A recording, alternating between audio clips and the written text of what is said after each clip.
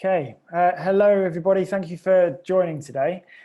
We're going to be kicking off pretty sharply as we've got quite a bit of content to get through today, and we're recording a session anyway, so we'll be able to send this out to the network afterwards. And if anyone does have any questions, feel free to chuck them in the chat, and we've got Paul who will be looking at them and firing them over to either myself or Adam as we go along. And then if you have any questions, again, at the end of the presentations, we can go through those, or feel free to unmute yourself and ask them directly, and we can pick them up. What we're going to be doing, so myself, James Thomas, I'm with D&T. I'll be doing the first talk, which is on operational excellence. And we've got Adam from Coconut Creatives. Hello, everyone. And Adam's be coming up. What's your session, Adam? Do you want to yeah, I'll be talking around Facebook advertising and how to set up and get the most from your Facebook ads. Fantastic. So yes, so we've got quite a lot to cover off. Like I said, if you do have any questions, fire them over. We'll get through as many as we can at the end. Or if you want to fire over emails and things afterwards, we can send you over details how to do that. Right, so we're all ready. I think more people are going to be joining as we go along, but I'll kick off proceedings. Do you want to move over there? If we have a desktop, it will be louder, or what is it? There's something's wrong with the speaker. I think we damaged it. Maybe the guy when he fixed the water spill. Yeah. Okay. Right. Okay, then, guys. So we'll crack on. The first talk that we've got today, so like I said, I'm James Thomas. I'm commercial manager at D&T. So I head up our business planning and marketing teams within the business and hold the franchisor relationships. So I'll be one of the main point of contacts for your franchise support team. What we're going to be talking about today is operational excellence. And regardless of what business you have, whether it's a tuition-based business like Little Kickers, or an accountancy practice like ours, it's something that can be implemented across every stage of your business, just to make sure that you're maximizing the output and satisfaction of your client base. So let's crack on. So D&T in a nutshell, many of you will know us obviously as a chartered accountant. We do predominantly a lot of the accounts for the Little Kickers network. But aside from that, which you may not know, we also do business planning, funding and asset finance, and advisory services. So again, bits and pieces like we're doing today, helping you make the most of your business and maximize its potential.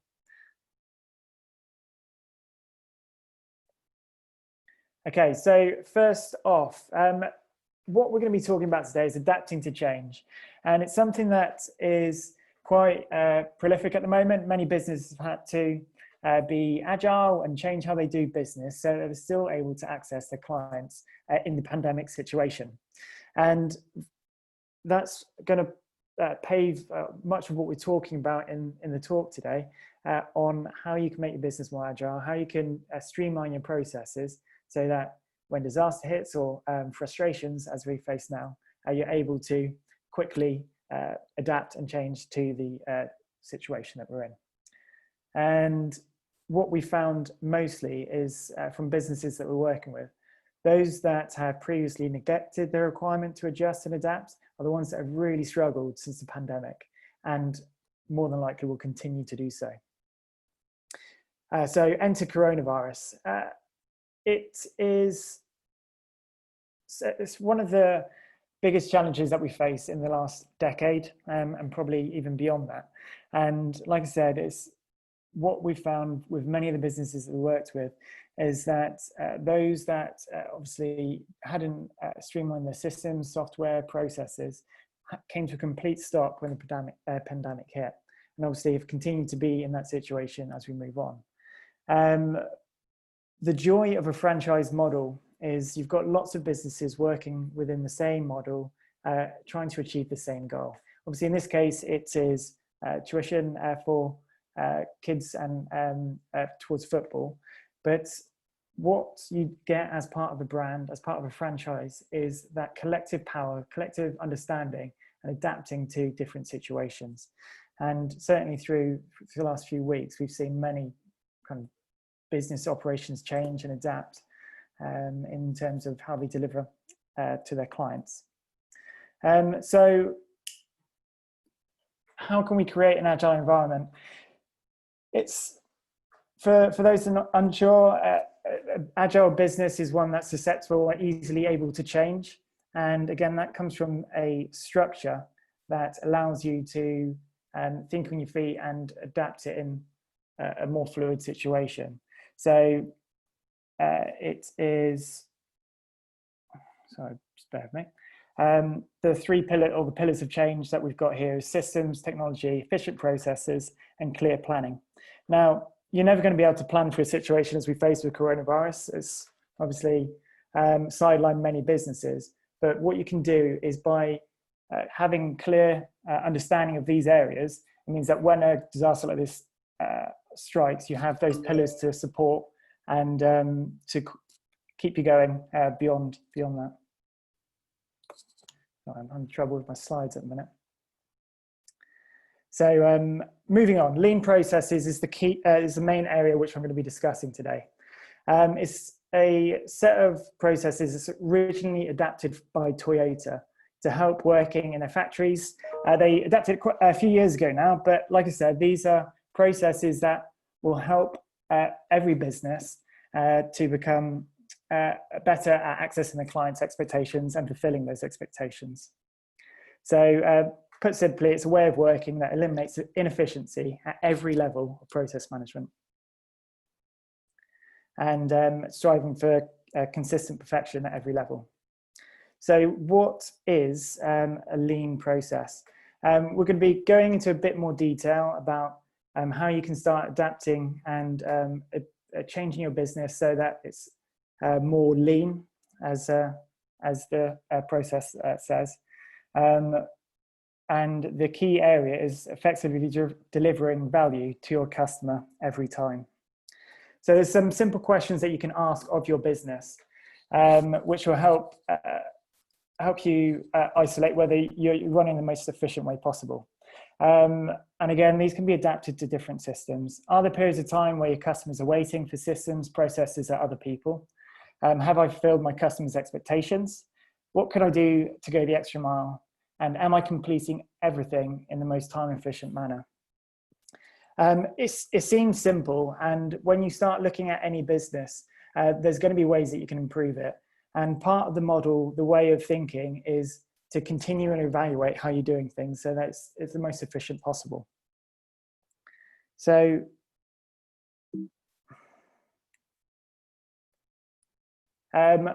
one video that we don't have time to watch on this is by FastCap. It's another factory that has implemented lean processing throughout every stage of their business. I would advise going to have a look at it. It's on YouTube. If you type in FastCap's Lean Factory Tour, it's an incredible viewpoint or a stance of how one business has changed every aspect of how they deliver products to their clients so that it's the most efficient, streamlined process possible. And again, this can be adapted into similar things you can do with your business. So lean behaviors are the key aspect of any lean process management. What you need to understand is learn how your business satisfies your customers' expectations. Now, as part of the Little Kickers franchise, you essentially have two sets of expectations that you have to adhere to. You have your parent, so you need to think about what they're expecting from you as a service provider, as a Little Kickers franchise. They're looking for someone to take care of their children, a development opportunity for them, a safe activity that's engaging and healthy for them in fitness. But on the other side, you also have the child's expectations. So they want something that's fun, challenging, that promotes friendship and learning and activity, all those bits and pieces that go into your lessons and your activities that you have. Now, when you take those in isolation, what you need to do as part of the lean or the optimizing your business is working from the ground up and looking at what you can do to fully fulfill those expectations within the business. So how can you adjust it to satisfy your customers' expectations further? And this is from the ground up. It usually starts from something as simple as what I've put there. Obviously, that was a simplistic example. You need to do a bit more of a deep dive into what your clients want from you as a business. And then from the ground up, you look at what you can do to make that client or the customer's experience with you as fulfilled as possible. Continually challenge the status quo as your customers' expectations may change, which has obviously happened now. There's going to be an increased concern with health and well-being of children when they come back to classes and are interacting with other people. How does that work, and how can you protect them? So the questions that they're going to be asking you. So how can you make sure that you can feed back into them that you've got their best interests at heart? Always know that there's room for improvement, and this goes for, like I say, any business. I do it all the time with my team and us as an organization, looking for the best ways to improve on how we're doing simple tasks, and all of those add up to the larger business and how we operate as a whole. And it's, again, understanding your customers' expectations may change. Like I said, it's a very simplistic way of approaching things, but there's a video or a book that came out, which was it was 1% Better, which was part of the British cycling team's methodology. They didn't go out to change everything in their business. What they went out was to do something 1% better in everything they were doing. So look at how a tire turns on its bearing. How can you make that 1% better than what it is? And all those things added together makes a much bigger whole. And that's the whole process of any operational management and process management.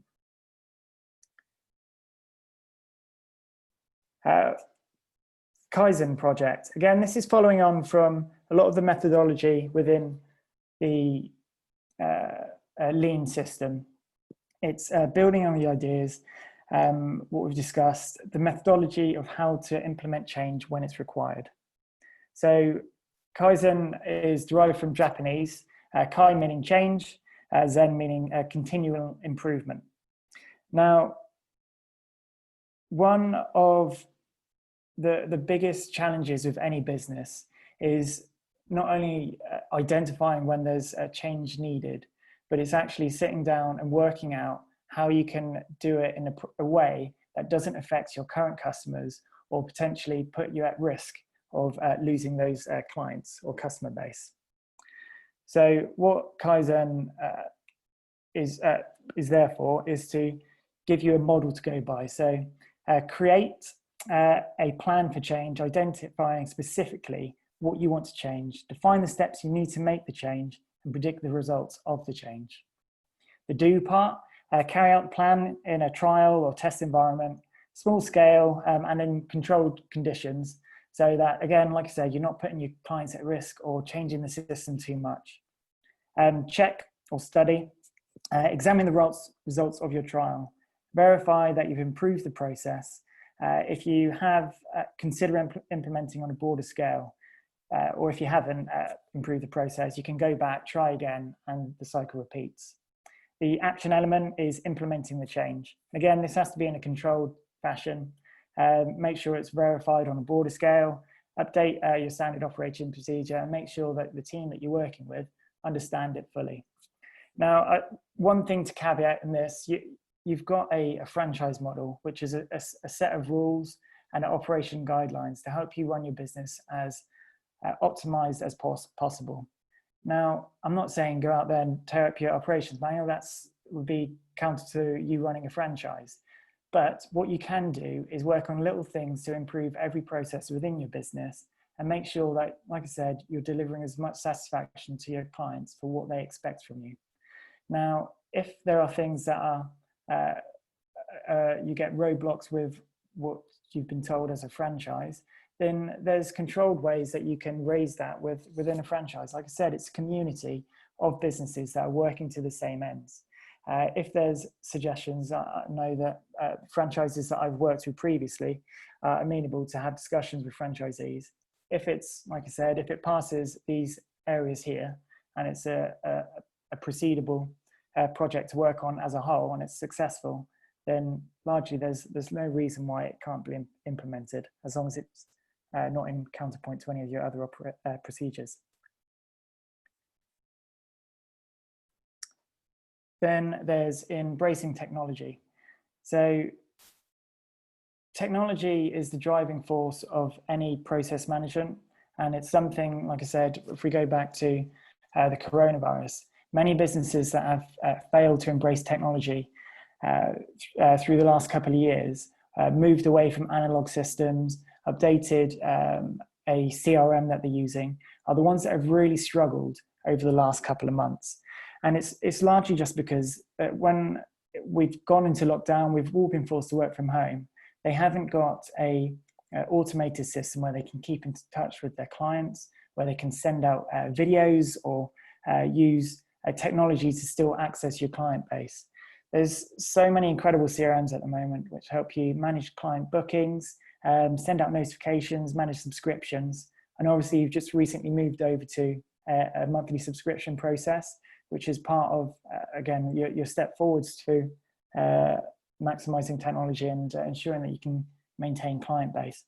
But you can also send out emails as well, which again are touch points with your clients, where you're not meeting with them on a daily basis or a weekly basis. It's those little moments of contact, even if it's just say, hello, we're here, we're looking forward to inviting you back to our classes. Those are little bits and pieces that make the most difference to your clients. Things like QuickBooks as well. We work with you across various different platforms. Obviously, I've put on here, there's an app for that. It's something that everyone's heard at some point in their life. QuickBooks is such an incredibly powerful tool to help you manage and run your business. It can help you with management accounts, profit and loss, cash flow forecasts, help you manage your debtors and creditors, which again, in a sort of crisis management situation that we find ourselves in, it allows us to effectively manage what we can do small term and long term to be able to sustain the business and mitigate as many risks as possible. So I'd encourage any of you to pick up the phone and have a chat with your relationship manager so that they can discuss what you can do on a micro level that helps the larger scale of your business. Another thing as well, which we've been encouraging more and more of, again, following down the technology route, is encouraging businesses to use more video technology. I don't want to step too much on Coconut here because I know they've it's very much their baby. But there are simple things like when you go to a car mechanic, you usually get a video now sent to your phone, which is them walking around your car, explaining advisory points, if there are any, and telling you what they've done as part of the service. Now, if you turn that around to any other business, that's one of the things that if you can maximize your client satisfaction and engagement beyond your classes, it's going to only encourage them to continue those classes with you. So little things like, could you do video footage sent to your parent of a child completing a certain skill or a class level, whatever it may be, but it's those little contact points that reinforce the strength of the brand. And again, going back to some of our previous slides, if we go back to this one, all you want to be doing at every stage is reinforcing your customers' expectations. If it isn't something that they're going to be getting fulfilled out or something that's meeting their expectations, then is it a process that you necessarily need to keep doing? Again, it's reevaluating every part of your business and making sure it's the most efficient possible for your clients. So that is me. I went through pretty quickly. It's quite a bit of, I know it's quite a lot of talking for me to go through as we're running away through it. I suppose the key takeaways of what I want from this is, as a franchise model, as a business owner, you have a certain set of rules to follow as part of your franchise business. And what we're saying here, and something that's come up throughout the pandemic, is to maximize your lean processes within your business, so that when disaster hits, you have a structure to fall back on that allows you to focus on the trouble at hand.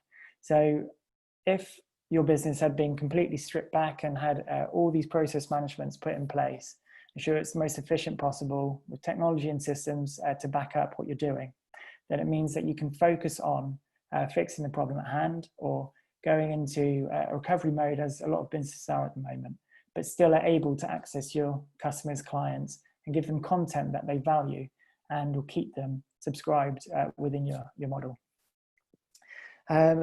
So that is my session on operational excellence. Please feel free to send questions in if you haven't already. Fire them away. So yeah. Any questions? Feel free to unmute yourself if you have any. James, yes, there's one question. Can you hear me all right? Yeah, of course, yeah. There's a question in the chat from Helen Morgan saying, should we be using QuickBooks as well as Xero? No, you wouldn't use both in tandem. QuickBooks and Xero are both a bookkeeping software. They, depending on which you've got set up with us as a business, we're platinum partners for both QuickBooks and Xero. Ultimately, they provided much of the same structure, slightly different model, a bit like iPhone and Android. They're still both phones, but are there to support your business, and again, a bookkeeping tool for accountants largely. Excellent. Hope that answers your question, Helen. Are there any other questions at all?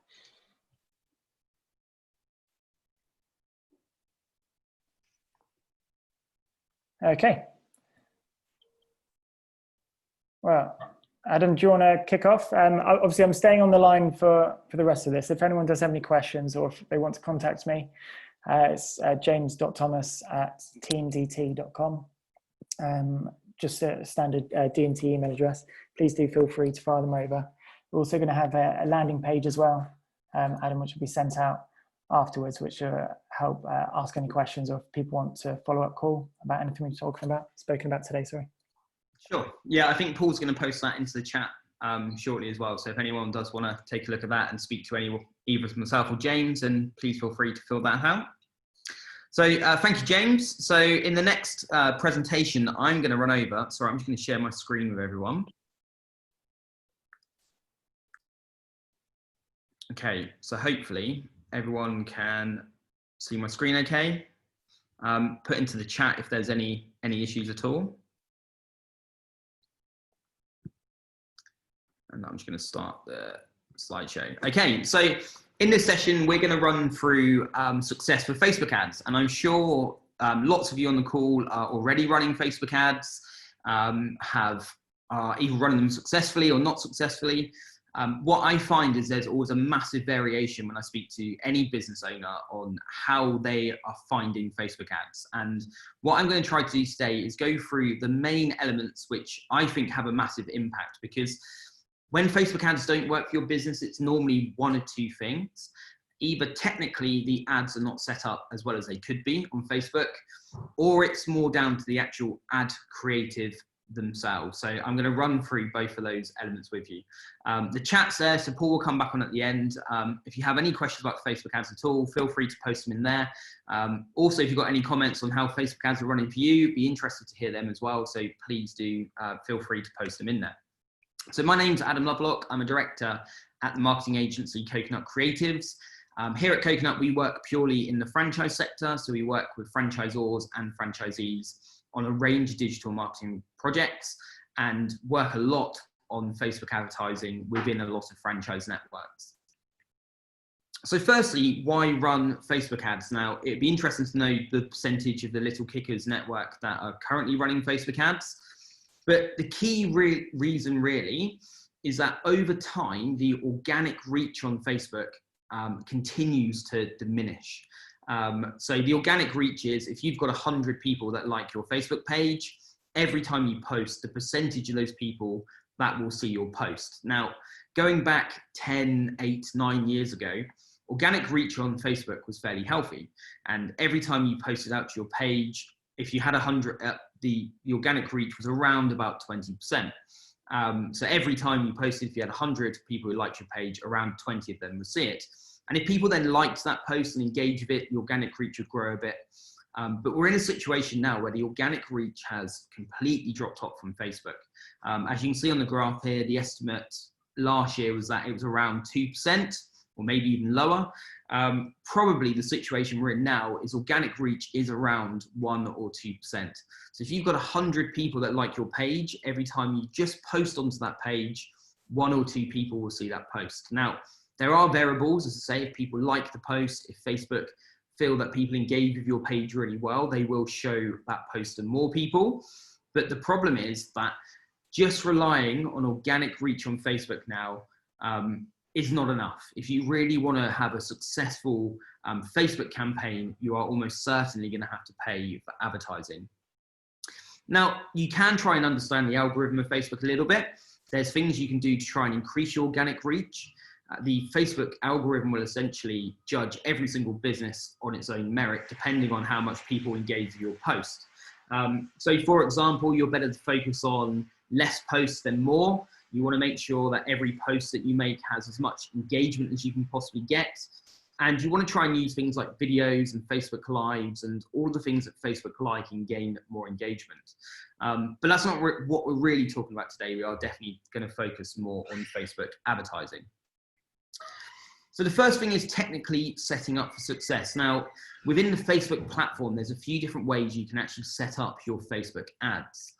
Now, 62% of small business owners say that Facebook ads miss their targets. And this doesn't surprise me. When I speak to a lot of business owners, a lot of people say that they've spent money on Facebook ads. It does okay, but it doesn't necessarily get a good return on investment.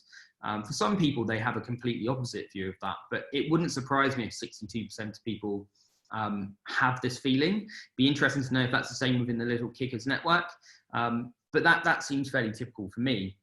So the first thing is the actual technical setup of how you go in and set up your adverts. Now, this is just from our page here, and anyone that manages their Facebook page will be familiar with this. So when you look at your posts on your page, you'll tend to see a little button underneath every post you make, which says boost.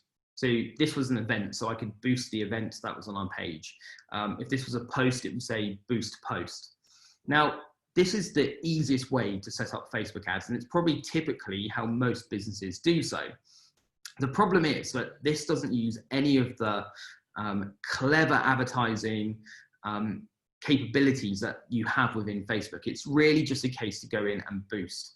And it gives you a very limited options on how you can target people to boost the post. But the main issue with this is that actually when you ask Facebook to simply boost the post, all Facebook are going to try and do is show that post to as many people as they possibly can.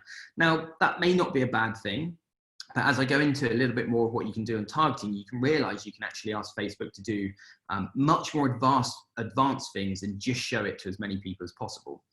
So what they would do if you create an audience with just simply boosting a post, Facebook will look at it and go, well, actually, we know these people are the most likely people to view the post or to like the post, but they might not be the people most likely to click through to your website or to book onto one of your classes.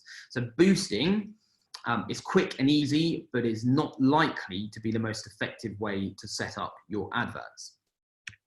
So what you need to do if you are paying to advertise on Facebook and you want to gain as much success as you possibly can is to use the Facebook Business Manager to set up your adverts. Now, this may be familiar with some of you. If it isn't, if you just simply Google Facebook Business Manager and you logged into Facebook, it will take you through the steps of setting this up. But what Facebook Business Manager does is open up the full suite of ways that you can create adverts, create audiences, and really build successful Facebook campaigns.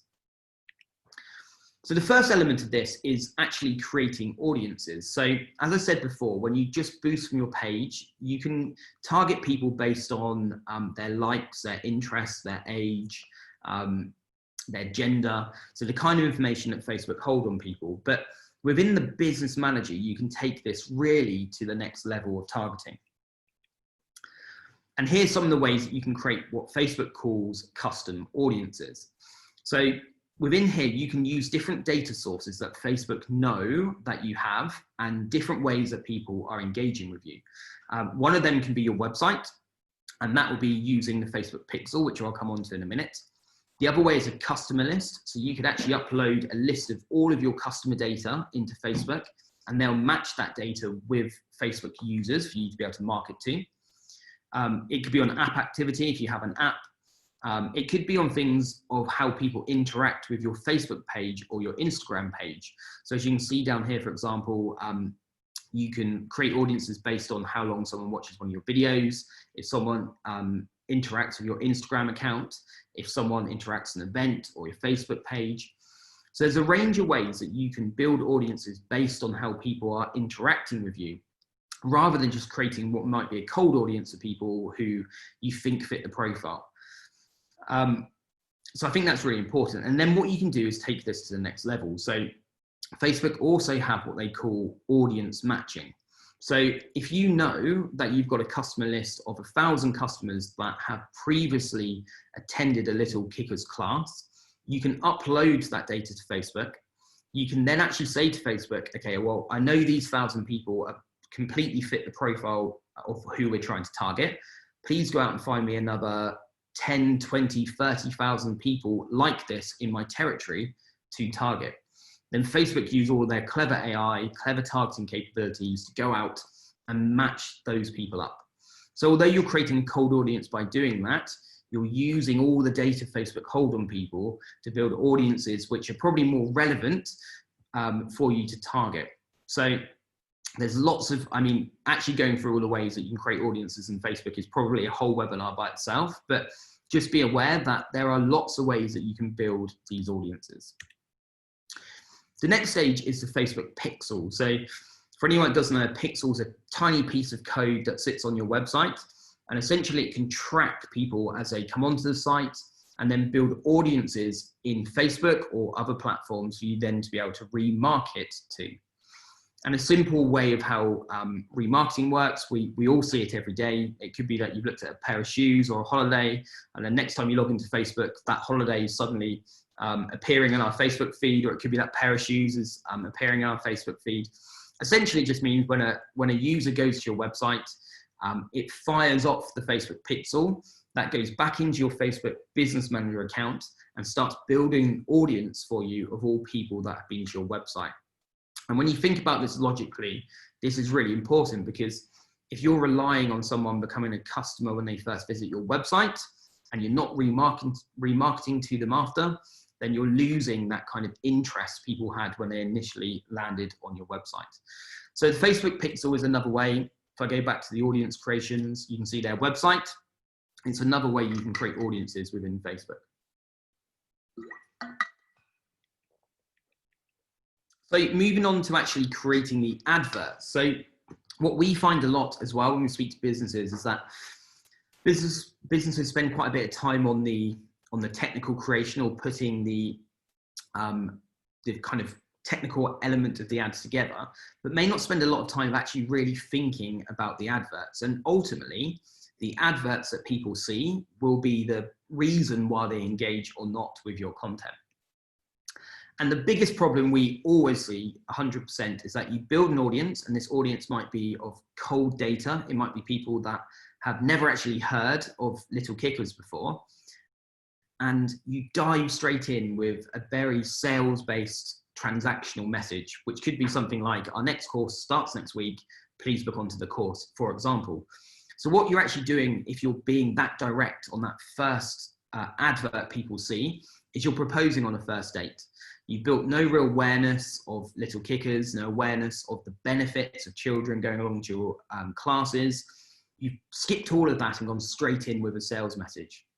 And 9 times out of 10, those adverts won't work if you're targeting cold data. You really need to be able to build an awareness first of all. And Facebook have completely set up their advertising platform to allow you to market to different people based on where they are in their knowledge of your business. So it's really a case of building cold data audiences for you to target. warm data audiences for you to target and hot data audiences for you to target, and then having different adverts to each of those audiences. So within Facebook, the way they categorize these different areas is you have the awareness stage. So the awareness stage for you would be, for example, build an audience of parents who have children of the age which are relevant for little kickers. You could base that on parents who like football, for example, although that may or may not be relevant. But that's cold data where you know the adverts we're going to run first time round are purely trying to build an awareness in little kickers. And you may have an aim of that to either get someone to engage with the post, it could be to get them to click through to your website. But what you're not doing in those first ads is actually going for a sales-based transactional type message. All you're trying to do is build awareness, to build the benefits, to get them to move to the next stage of the journey. Now, what they may do in the awareness ads is click onto your website. They may like the post, they may comment on the post. And when they do that, because you can build these audiences within Facebook, you could build a warmer audience of people who you now start showing adverts to, which maybe are a little bit more salesy, and you are starting to be a bit more direct, asking them to go through and click and to look at the venues you operate at, for example. And again, because you can continually build these audiences, once someone's clicked on the website a couple of times and they've engaged in the post, you think actually these people are really hot now, you can then go in for the kind of killer sales message to book onto the course. So if you have your ad audiences working and you're building audiences for each of these stages from cold through to hot, then you have adverts for each one of these audiences. You'll find your adverts start having a massive uplift in interest. You're taking people through each stage. You're not proposing on the first date, and you'll find your sales message, once you've warmed up that cold data, will have a much bigger impact than if you're just using it to a cold set of data. And actually, if you've ever used Facebook Business Manager to set up your adverts, you'll notice that these are all the different types of ads you can set up in the Business Manager. And Facebook have actually matched them up with these different free stages. So you have your awareness type ads, which are very much focused on getting as much reach to the audience you're picking as possible. You have your consideration based ads, which could be trying to drive traffic to your website. It could be looking for engagement or video views. And you then have your conversion ads there as well. Now, the really important thing to understand here, and going back to what I said at the start about boosting posts, if you simply just boost a post, Facebook will try and show it to as many people as possible. Whichever option you choose here, Facebook will optimize that ad to try and hit that marketing objective. So if it's really around reach, Facebook will try and show the ad to as many people as possible for the budget. If it's around traffic, they'll try and show it to as many people to make a click through to your website as possible. And what they'll do is Facebook know what their users do. So they know the people most likely to click on ads, and they're most likely to serve the ad to those people. And then the conversion ads, the same thing. Facebook know the people, because the pixels on so many websites, the people that actually buy directly from Facebook. And if you've selected a conversion ad, they'll show it to more of those people than they would people who never engage or click through to a website. So once you have all these different stages mapped out, you can actually go into Facebook and build the campaigns to meet each objective.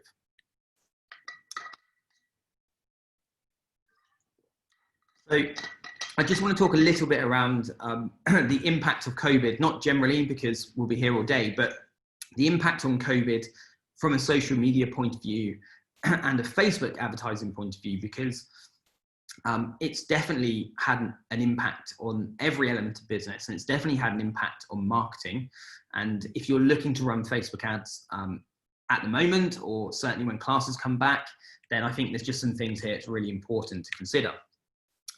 The first part of that is, once COVID hit, and I still think we're a little bit in this, although we probably come out a little bit, internet usage skyrocketed. Facebook usage went up about 50%, which it's hard to believe people could spend even more time on Facebook than they did before, but they actually did. And every single user on their smartphone scrolled the height of the Statue of Liberty through content every single day, which is absolutely mind-blowing if you think how much scrolling that is to get to the height of the Statue of Liberty. But what it means is there's so much noise to get your message, which might be just one line on the height of the Statue of Liberty, seen, to have it engaged, to get interest, is harder than ever. The flip side of that is there's actually at this point in time less people using Facebook advertising as there has been before. So there's an opportunity to get better cost per clicks, better reach for your Facebook advertising, but just be aware that there's so much content and so much usage going on all the different platforms at the moment. There is more noise than ever. And unfortunately, all of us that use the internet, all of us that use our smartphones, when we're doing so, we do have the mind of a goldfish, essentially. We probably spend 1 or 2 seconds taking in any content we're looking at. The days of really kind of reading long white papers or big blog posts, I think they've probably gone. If you think about the way that you use your phone and engage with content, we've definitely turned into people that just flick through loads of content every single day and probably engage with very little. So you really need to focus on how, if someone's going to have 3 seconds to see your advert, how can you capture their interest as quickly as possible? If it's going to take them any longer than 3 seconds to really understand what your message is or understand what you do, then the chances are you've probably lost them as they scroll through the rest of the Statue of Liberty. So things that work really well, videos have a massive impact. People are much more likely to stop and engage with a video as long as you get your message across really quickly. Animated images work really nicely to kind of capture someone's attention. But just think when you're creating your adverts, if someone is looking through all of this content all the time, how can I make sure my ad is going to stand out and they're going to stop and engage with it? Because I just think people have got into this mode of scrolling and it gets harder and harder to actually capture their interest. And of course, what COVID has also done is probably change how we all need to market our business. The adverts that worked for you going back in January, for example, are highly unlikely to have the same impact now because consumers have changed, our services are changing, our behaviors are changing as a result of being in lockdown and COVID. And I studied a marketing degree, and so much of that was around this on the screen now, which is Maslow's hierarchy of needs. And after working in marketing for the best part of 15 years since, I don't think I've ever actually used it or thought it was particularly relevant within a marketing conversation. However, I do think COVID has completely brought this into attention. Now, I think our marketing messages and your adverts over the past however many years you've been running your business would focus on the 3 top areas of Maslow's hierarchy. Around love and belonging, friendship, family, sense of connection, esteem, so status, recognition, self-esteem. So you probably talk about how the football coaching helps to build children's self-esteem, it helps get them active, helps them feel like they belong to something. Self-actualization is probably the one which, that's even further, but our marketing messages would have definitely been in those areas, and they wouldn't have been around the bottom 2 things, which are physiological needs, so air, water, food, shelter, which here doesn't apply, and safety needs about personal security and health and all of those different kind of things. But absolutely now, I think safety needs is the first thing that anyone needs to think about in their marketing as we come out of lockdown, especially for you guys who are targeting parents of children. Although the great benefits they get from attending Little Kickers classes are still very important to parents, the first thing they're going to be thinking of is the safety, the health and safety.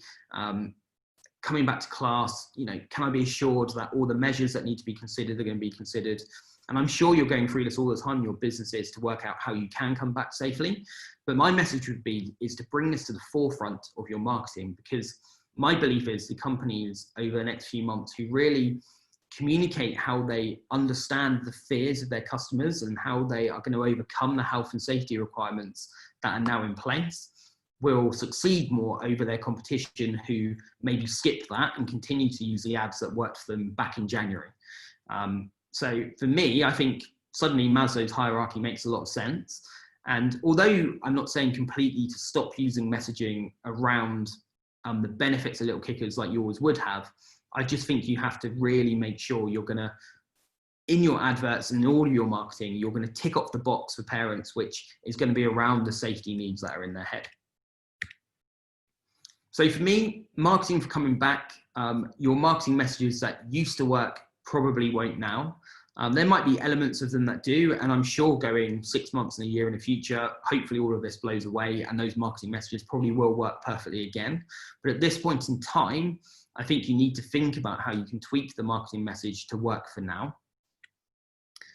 And the second part of that, I think it's a case of reassuring your customers about how your company is responding to the pandemic. So I think on social media and within your advertising, if you're building awareness of Little Kickers within your territory, I think adverts around reassuring customers and really taking the lead on how you're being safe and how you're taking all the safety measures in place is actually a marketing opportunity. I'm sure it's something you're all thinking about and applying anyway, but don't be scared to bring that to the forefront of your marketing, because I think at some point of this journey of customers finding out about Little Kickers all the way through to sign up for a class, at some point they're going to need reassurance on this to actually book onto classes.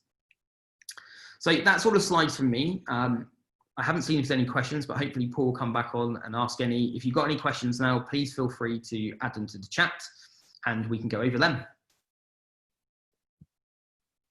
I'll ask to unmute you, Paul. Excellent. We've got a few questions, Adam, in the group chat. Start off with one from Julia. Do we need customers' agreement to upload their customers' data to Facebook? It's a really good question. It's something which I've always wondered myself. And I think it looks like the next question may be on that as well. Correct, yeah. You don't, so as long as you've collected the data and it's GDPR compliant when you collect it, you can upload it to Facebook, and you don't need to ask your customers about that. So it's a very good question, because it feels like you probably should do, but as long as you're covering all of the GDPR requirements that you're meant to have in place, you can upload to Facebook. And the reason for that is, although you're uploading the data to Facebook, Facebook won't actually tell you which customers of yours profiles they can match to. They'll just simply match them and tell you there are some that you can then market to, if that makes sense. So if you've got 1,000 customers you upload and Facebook managed to match 700 of them to a profile, they'll tell you you have an audience of 700 people you can market to, but they won't tell you who those 700 people are. I hope that answers the question.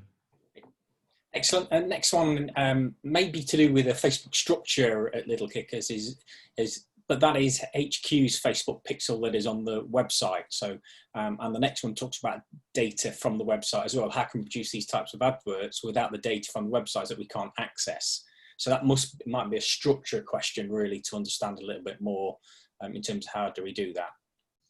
Yeah, I mean, without knowing HQ setup of technically with their pixel and how that works, I probably can't completely answer that question. But you can, in theory, if you can't access the pixel data, you can in a roundabout way build these audiences anyway. So if you are getting people that are clicking through to your website from Facebook or from Instagram, Facebook already know that without the pixel data. So you can go into the audience builder in Facebook and start to build audiences based on people who are interacting with you already, which has the same impact essentially.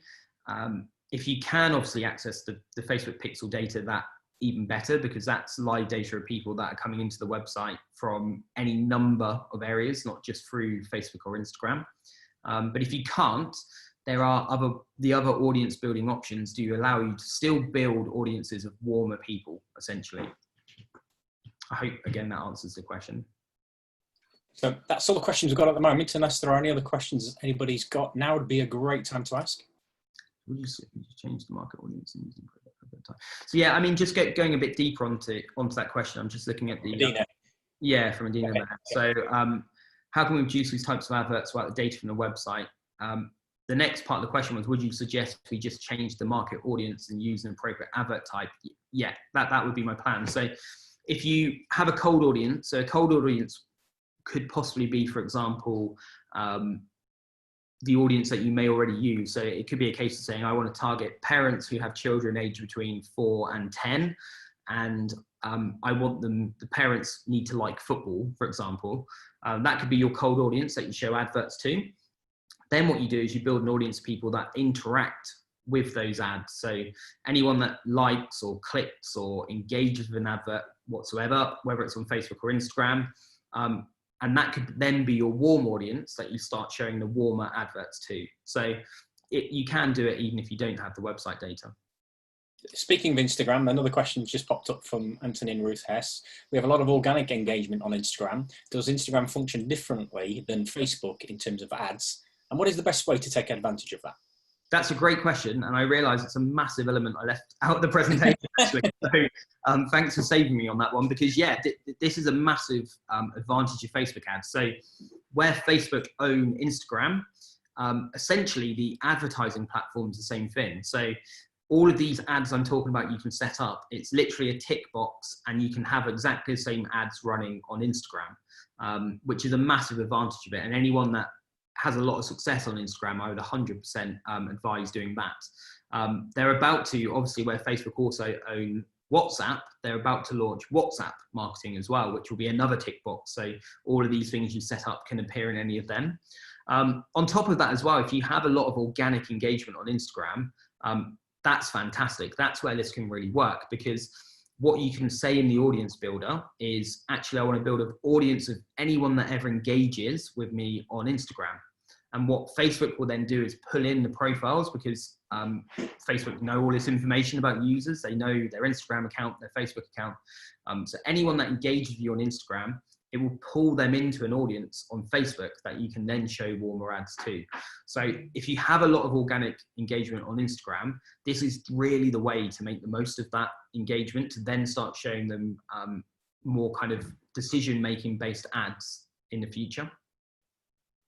Question on the size of the cold audience. What size of cold audience should you start with? And obviously we only maintain a smallish geographic area to market to as an individual franchisee. So I suppose it's around what makes a good audience size?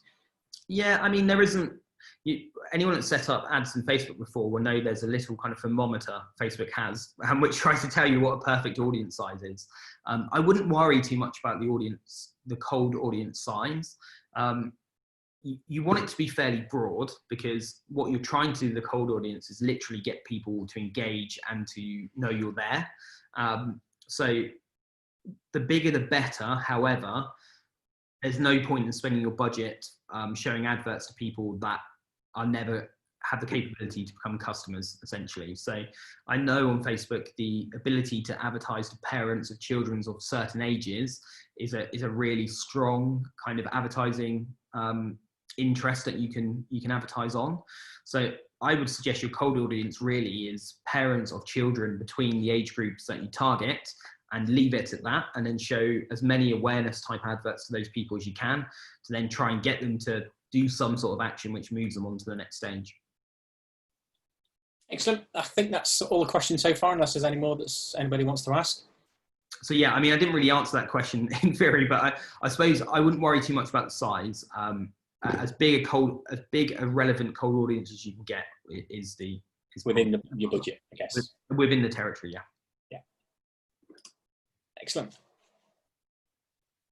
Great. Well, thank you, everybody. I think I've just asked James to unmute himself as well. There's one more question. How often would you advertise?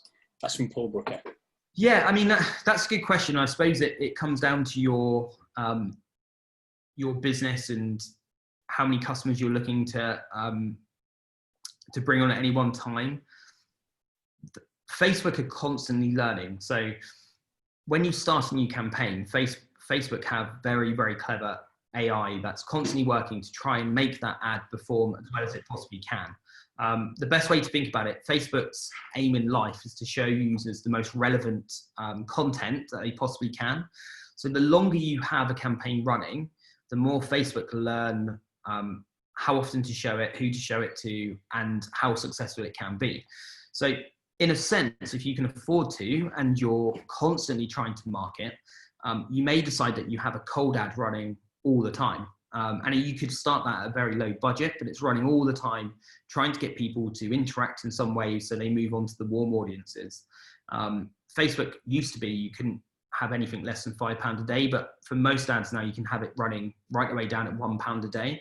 But the longer you have that ad running, the more successful it will be long term, rather than stopping an ad and starting again, where Facebook have to learn all of that over again. So my advice would be to have ads running all the time, and you scale up the budget up and down at times when you're looking to bring on more customers, essentially. So, you know, before a start of term, you may decide to up the budget right up.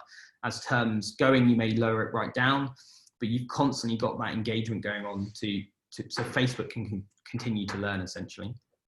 I think you've answered Alex's question, another one that popped up there as well, in terms of how long should the lifespan of an advert be. So yeah, well, probably not actually. I think so. The best structural way of doing this is that you have your. And sorry, it's hard to explain without having something visual. So I hope this makes sense. But the best structural way to do it would be you have a cold audience ad, a warm audience ad, and a hot audience ad, and they continuously run. What you then do, because the audiences match up, you just update the adverts now and then. So I would say, actually, if you've had an advert running for a few months and Facebook show you a frequency, and the frequency is the number of times on average people have seen that advert. If that frequency starts getting up to 20, 30, 40, and people haven't engaged, there's a very good chance they might start getting bored of that advert. So I would have the different campaigns running, but constantly be updating the adverts. And there isn't a limit on the number of adverts you can have. So you may have a cold audience, but you may start with 3 adverts, but you can add one every week. And it doesn't matter over time if you have 20 different adverts in that pot. Facebook will just randomly show the adverts based on what they think is going to work best. So I wouldn't say there's a lifespan, but I would make sure that you're refreshing the ads enough that people aren't just seeing the same thing over and over again, because I think we've probably all experienced that on Facebook, and it can probably start to have a negative impact rather than positive. I think that's everyone for now. Brilliant. Well, thank you, everybody. I mean, we have recorded the session as well, which we're obviously sharing with everyone. Yeah, thank you.